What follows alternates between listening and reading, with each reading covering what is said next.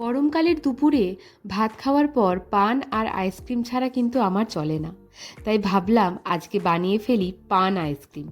প্রথমেই ফ্রাইং প্যানের মধ্যে কিছু আমন্ড, কাজু, পেস্তা আর 2 চামচ মৌরি দিয়ে ভালো করে নাড়াচাড়া করে রোস্ট করে নিলাম।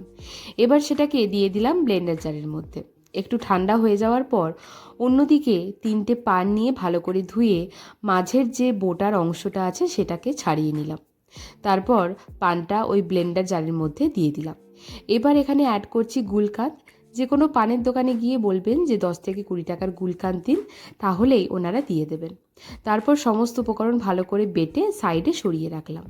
এবার অন্যদিকে একটা মিক্সিং জারের মধ্যে 1 কাপ চিনি নিয়ে ভালো করে সেটা গুঁড়ো করে নিয়েছি।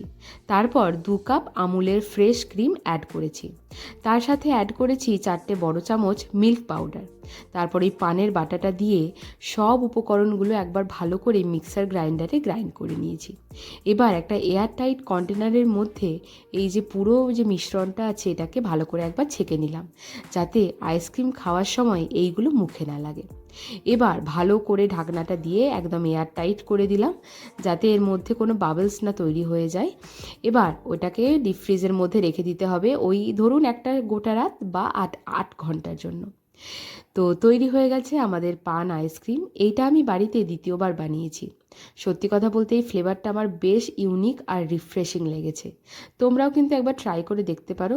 রেসিপি ভালো লাগলে সাবস্ক্রাইব করতে ভুলো না।